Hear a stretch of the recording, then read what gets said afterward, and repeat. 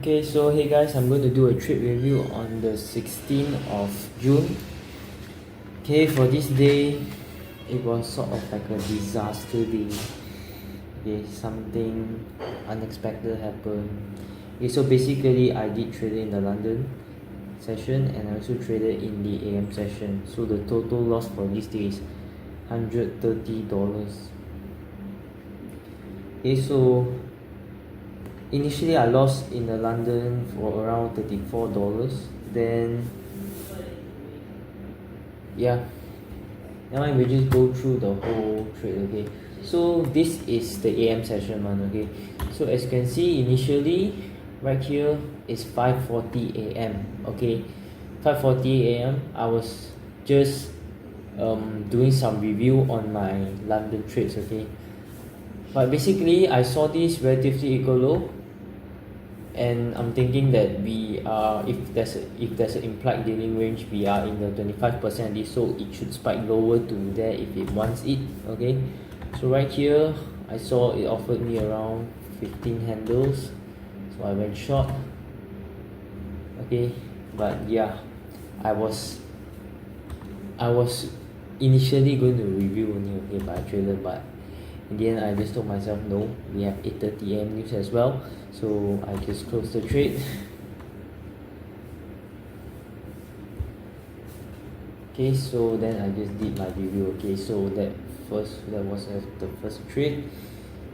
So yep, so it's about sticking to the rules and sticking to the game plan. So when I realized that I shouldn't do this, though I see the opportunity, but yeah, so that's why I decided to stick to my game plan and only trade during the AM session.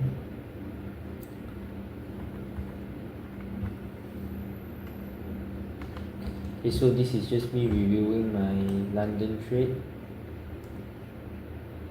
Okay, so right here,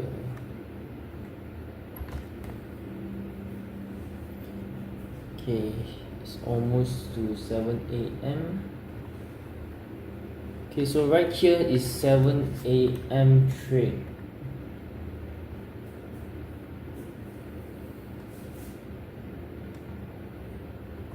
Okay, as you can see, okay, never mind, just ignore the yellow words, it's just some reviews. Okay, but basically what I saw was buy sides rated here, and we were helped by this OCB.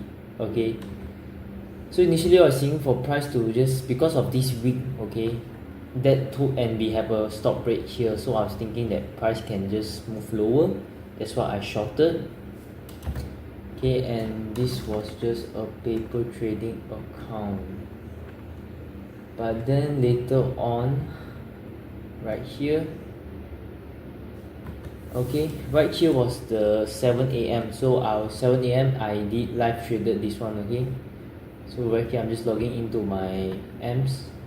Okay, initially I was thinking about the Venom, but that's not what I was thinking at that time. Okay, I was just like tape reading my review, right? I realized that, you know, if I want to put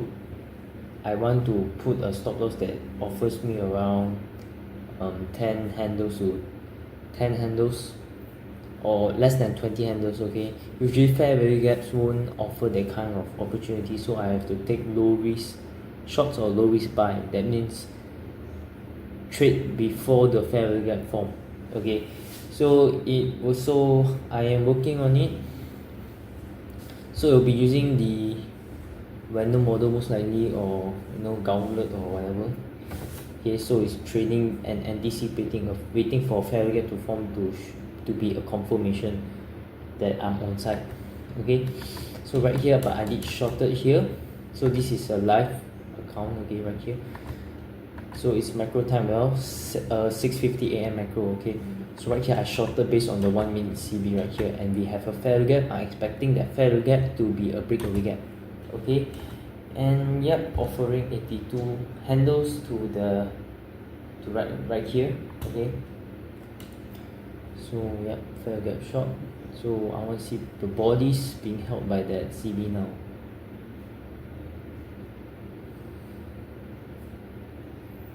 Okay, just submitting to price now. Look at the body still telling me its story, but yep. Okay, now I want to see big candles moving lower. Yes, just like that. I want to see the count candle, but as soon as price move like that, right, it's either now or never, because you can see sell sides radar here as well. So I should just throw my stop loss right here, okay?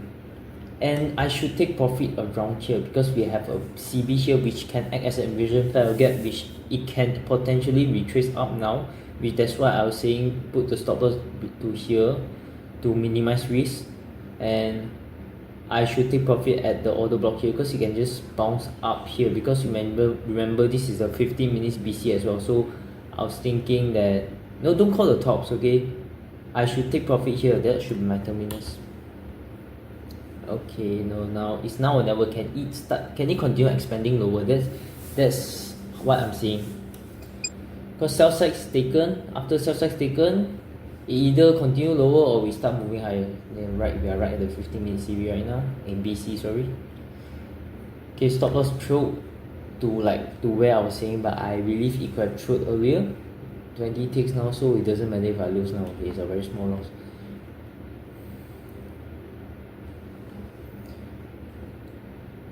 Okay, 15-minute CB upper quad, big displacement has to take place to show lower.